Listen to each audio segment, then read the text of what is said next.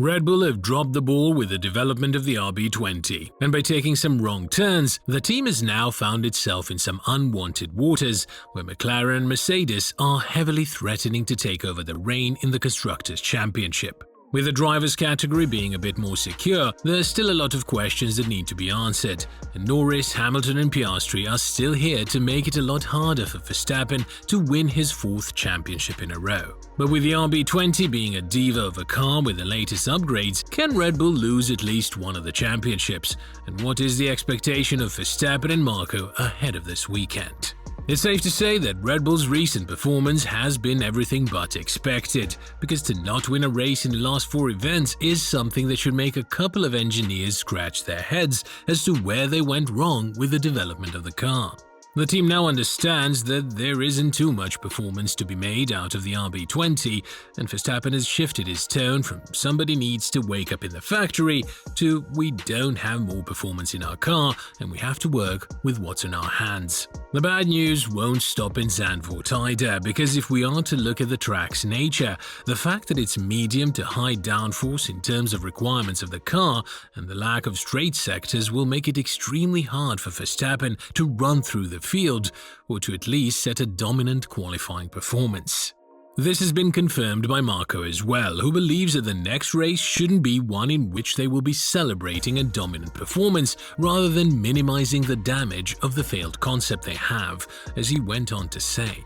During the summer break, nothing happens for a fortnight, which means no work on the car. We have to solve our problems and find out where the fault lies, because we no longer have a balance in the car if you compare the current situation with the first 3 races. But it is difficult to estimate how soon that will happen. I don't think the big solution will come in Zandvoort. We are brainstorming intensively and also have several ideas, but I cannot say yet what we will implement and how. Verstappen himself has also changed the tone for this GP, and when talking about it while being happy that he's finally going back to racing after the summer break, he stated that he hopes the team has what it takes to fight for wins. Prior to this, a common sentence he used during these interviews is that "we hope we can win the race," which is now a serious indicator that something has gone wrong in Red Bull and the team doesn't know what to work on first. As I mentioned earlier in this video, Marko is adamant that the qualifying session in Zandvoort is something that will play a massive role in where Verstappen and Red Bull end up, as he stated. One thing is clear, qualifying in Zandvoort will be crucial because overtaking is almost impossible there, and Max could well manage a good qualifying because he has been good there recently. We were the fastest in Austria and also in Spa. In Hungary, we were only a few hundredths of a second off. And you don't have to be a genius to understand that the entire internal drama as well as the departure of Newey has made the team a bit of a laughingstock on the grid, despite Verstappen holding such a dominant lead in the Drivers' Championship. Helmut Marko has spoken about the car's behavior and has openly criticized the engineers for taking a wrong turn in the development somewhere in between Miami and the last race in Spa, as the veteran Austrian praised Verstappen for his ability to keep the car where it needs to be, further adding, "At the start of the season, we had a car that was as balanced as the McLaren is now. It could handle all tracks and all conditions. Then, we took a wrong turn somewhere. The car has become a beast that only Max can tame. The team made the car more and more unpredictable. It became more and more difficult to set it up and balance it." This has been further proven by Pierre Vacher, who stated that it's very easy to add downforce on the car, but it's difficult to correlate it with the on-track performance, which does look like an issue that Mercedes had with the W13, as well as the W14, and also with the W15 in the first couple of races of the season before the big Canada upgrade. This all sounds like an excuse from the chief technical officer of Red Bull because it's a problem that both McLaren and Mercedes have solved properly and now have an all-around car that they can drive on almost every track on the grid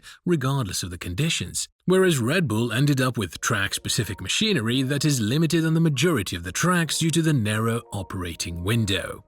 As for Zandvoort, it would be extremely important that Verstappen can nail a solid qualifying lap because overtaking opportunities here are more or less impossible. But given the weakness that the RB20 has when it comes to the low-speed corners as well as the high downforce tracks, it's now very hard to imagine him cruising through the field without any mistake. The support from the home army will be there, and it seems like he will have a bit of support from the sky in the form of rain, as the early predictions are that Saturday will give us some excitement in the form of wet qualifying, while the race itself should be dry. But the mixed conditions as well as the gusty winds on Friday will make it very difficult for the team to set up the car in the proper direction. And considering that Red Bull has struggled a lot throughout this day of the weekends, we might as well see some cardinal mistakes on this end too.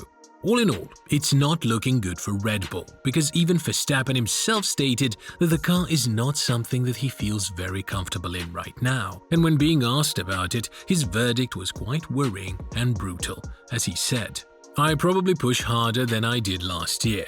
It's just not coming anymore to have these great lap times. So then I guess it just means that we're a bit slower and we have work to do. Simple as that."